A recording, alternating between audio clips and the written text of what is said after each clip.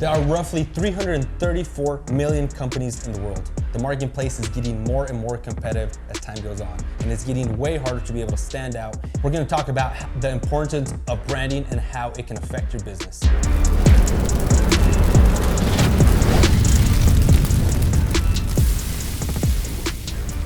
Hey guys, my name is Monico. Welcome back to the channel. We're going to talk about the importance of branding in your business.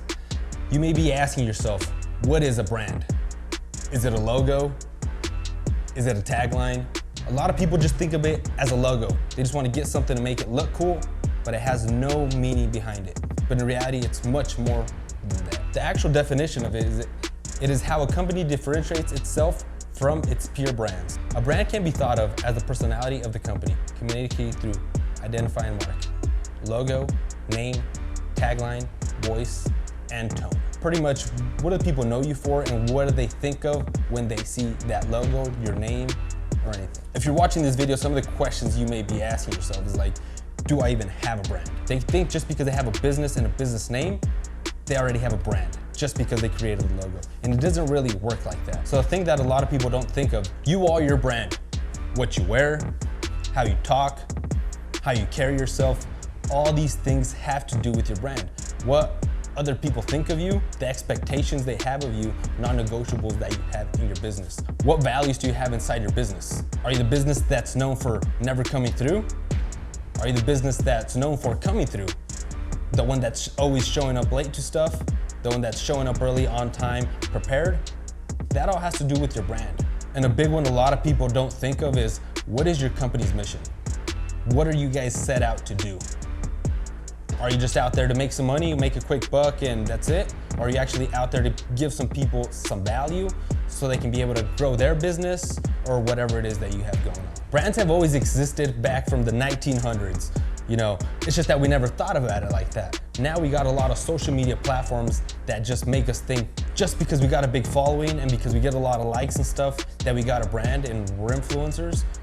It doesn't really work that way. That's not how the brand really works. So if you go back to the 1900s with Pepsi, you can see the evolution as the logo has changed. The appearance of the logo has changed. They have pretty much the same colors going in them, but they're always evolving. That logo is always changing. It's getting better. You know, it's getting more modern as time goes on.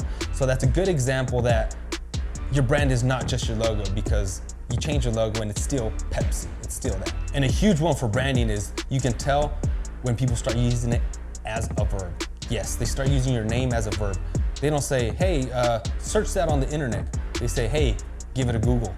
Type that in that magical thing called Google. Give it a Google. So now they're using it as a verb. Hey, are we gonna Uber over there?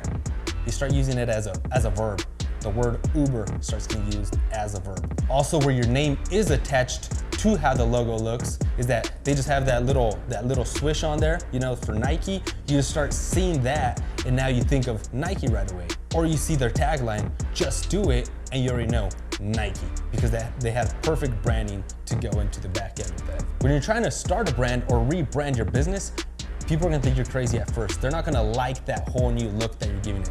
They're gonna be very uncomfortable with it. They're gonna think you're crazy at first, but that's okay. That's why you're rebranding to something new and something different, because they got used to the old stuff. Sometimes it's good to give it a little spice up. One of my favorite stories for branding is the McDonald's story. So back in 1940, McDonald's is founded. Dick and Mac opened their first McDonald's restaurant, as we all know it, in San Bernardino, California. Everything was good, you know, they're famous for their burgers and all this. But then there was a guy that in 1954 came around named Ray Kroc. We think of that founded McDonald's. He was actually the one that elevated it and started branding it. If you've ever watched the documentary before, if you haven't, make sure to go check it out so you can get the whole back end story of it. But in 1954, this guy came along and he's pretty much, we can help you, let's partner up together, we can take this to the next level. You know, the brothers were up for it, everything was good, you know, it was going along. The brothers didn't really like the route it was going, so they wanted to kind of check out of it. And you know, they have, with all their whole legal stuff, you know, it didn't really go as planned. But in 1955, Ray Kroc opened his first McDonald's himself.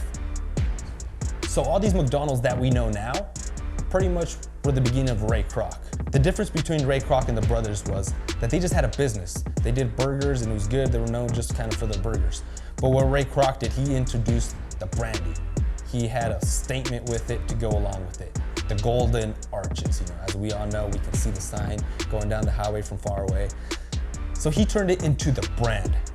He put branding into it, and it was able to, the rest is history. We already know that. So a good example that you have a great tagline and people are catching on to it is people start using it. They start hashtagging it, they start using it everywhere. So ask yourself, has anybody ever used your tagline before? Or maybe, do you have a tagline for your business? So you guys know, when's the best time to plant a tree? It's not 20 years ago. It'd be nice, but it's not. The best time is to start today. So maybe you're just like, hey, I don't know if I have a brand for my business, or I want to rebrand. There's always time. Start today, don't wait up. Like I said, the marketplace is getting very competitive.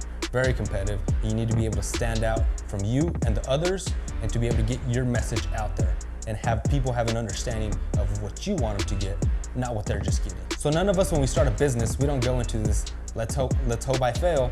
That's not how we go into it. So the best option I believe you guys can do is get a consultant. Get a second opinion on whatever you're doing, always. Consultants help us see a different perspective, see our business through a different lens, and see it in a macro instead of just a micro. So I love this quote from Seth Godin. Every interaction in any form is branding. So think of it next time when you're just out in the store, out and about doing it. The people you're meeting. What impression are they having of you? What impression are you leaving on them? So ask yourself the tough questions. Where is the branding of your business? Is it in a good spot? Is it a bad spot? Where is it at? Appreciate you guys for tuning in. Make sure you guys like, share, and subscribe to the channel. Send it to another person that you think might find value in this video. And we'll catch you guys on the next one.